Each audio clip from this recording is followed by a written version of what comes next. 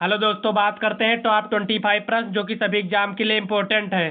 तो जो इसका पहला प्रश्न है, भारत में हरित क्रांति का जनक किसे कहा जाता है? तो हम कई भी वीडियो में बता चुके हैं। हरित क्रांति का जनक एम एस स्वामीनाथन को कहा जाता है। विकल्प जो इसका होगा वो ए, विकल्प इसका ए राइट आंसर होगा। और इसी तरह जो इसका अगला प्रश्न है, प्रश्न 2, श्वेत क्रांति का संबंध किससे है? तो श्वेत क्रांति का जो संबंध है वो दुग्ध उत्पादन से, यानी कि दूध के उत्पादन से। विकल्प जो इसका होगा वो बी, विकल्प इसका बी राइट आंसर होगा। और इसका अगला प्रश्न है, प्रश्न 3, नीली क्रांति किस क्षेत्र से संबंधित है? तो नीली क्रांति जो है वो मत्स्य पालन से संबंधित है। विकल्प जो इसका होगा वो बी, विकल्प इसका बी राइट आंसर होगा। और इसी तरह जो इसका अगला प्रश्न है, प्रश्न 4, पीली क्रांति का संबंध किससे है? तो पीली क्रांति का जो संबंध है वो तिलहन से है, यानी कि तिलहन एक फसल है तो उससे है। ऑप्शन जो इसका होगा वो बी राइट आंसर होगा। और इसी तरह जो इसका अगला प्रश्न है, प्रश्न 5, गुलाबी क्रांति संबंधित है। तो गुलाबी क्रांति जो संबंधित है वो मांस उत्पादन से है, यानी कि विकल्प जो इसका होगा वो सी राइट आंसर होगा।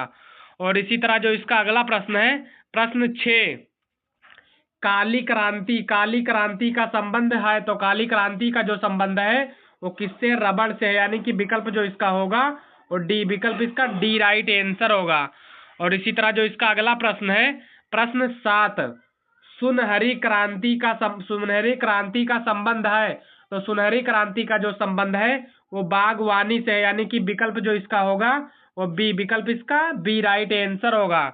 और इसी तरह जो इसका अगला प्रश्न है, प्रश्न 8, भारत का राष्ट्रीय चिन्ह अशोक स्तंभ कहाँ से लिया गया है? तो भारत का जो अशोक स्तंभ लिया गया है वो सारनाथ से लिया गया है। विकल्प जो इसका होगा वो ए राइट आंसर होगा। और यदि आप वीडियो पहली बार देख रहे हैं तो वीडियो को लाइक करके चैनल को सब्सक्राइब कर लें और वीडियो को अपने सभी दोस्तों के बीच में शेयर कर दें। तो इसका जो अगला प्रश्न है, प्रश्न 9, अशोक स्तंभ में कुल कितने चिन्ह है? तो अशोक स्तंभ में जो चिन्ह है वो कितने चिन्ह है?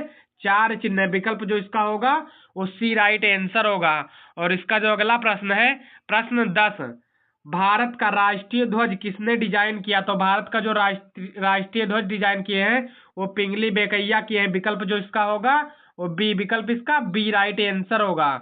और इसी तरह जो इसका अगला प्रश्न है, प्रश्न 11, अशोक चक्र में कितनी तीलियां होती हैं? तो अशोक चक्र में जो तीली होती हैं वो कितनी तीली होती है? 24 तीली होती है। विकल्प जो इसका होगा वो डी राइट आंसर होगा। और इसी तरह जो इसका अगला प्रश्न है, प्रश्न 12, भारत का राष्ट्रीय पुष्प यानी कि फूल, भारत का जो राष्ट्रीय फूल है वो सभी को पता होगा, कमल है। विकल्प जो इसका होगा वो बी, विकल्प इसका बी राइट आंसर होगा।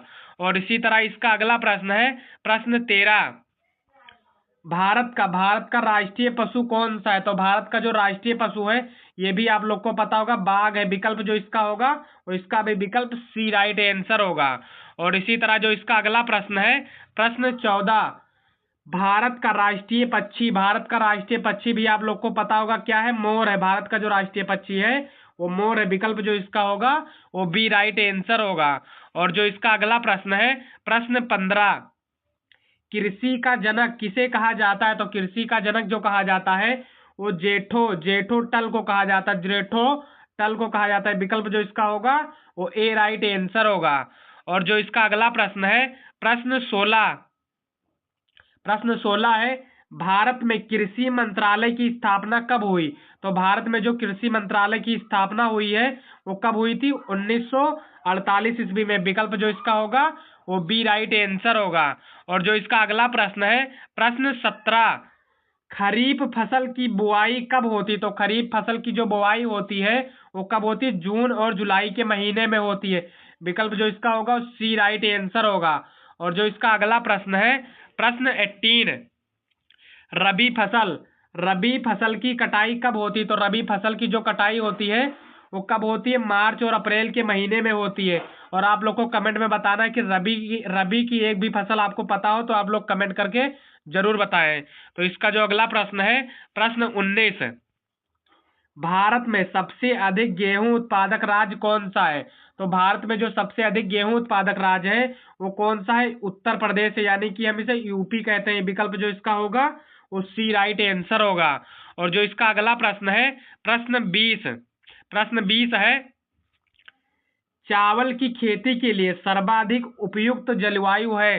तो चावल की खेती के लिए कौन सा जलवायु जो है वो कौन सा अर्ध जलवायु होना चाहिए। विकल्प जो इसका होगा वो सी, विकल्प इसका सी राइट आंसर होगा।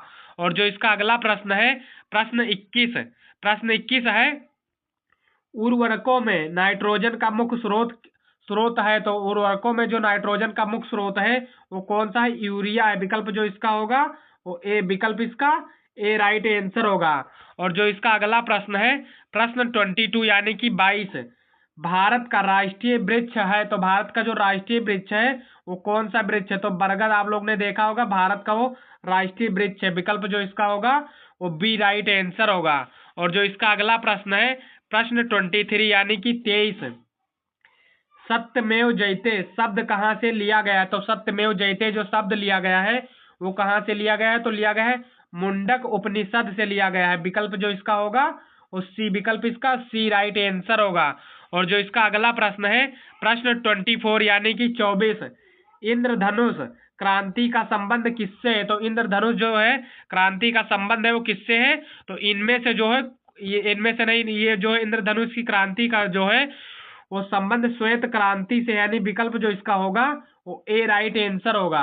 और इसका लास्ट प्रश्न देखने से पहले अभी आपने वीडियो को लाइक नहीं किया है तो वीडियो को लाइक करके चैनल को सब्सक्राइब कर लें और वीडियो को अपने सभी दोस्तों के बीच में शेयर कर दें। तो इसका जो लास्ट प्रश्न है, प्रथम कृषि गणना कब की गई थी। तो प्रथम कृषि गणना जो की गई थी वो 1970 ईस्वी में की गई थी, यानी विकल्प जो इसका होगा वो ए राइट आंसर होगा। और यदि आपको इसी तरह वीडियो चाहिए तो वीडियो को लाइक करके चैनल को सब्सक्राइब कर लें और वीडियो को अपने सभी दोस्तों के पास शेयर कर दें।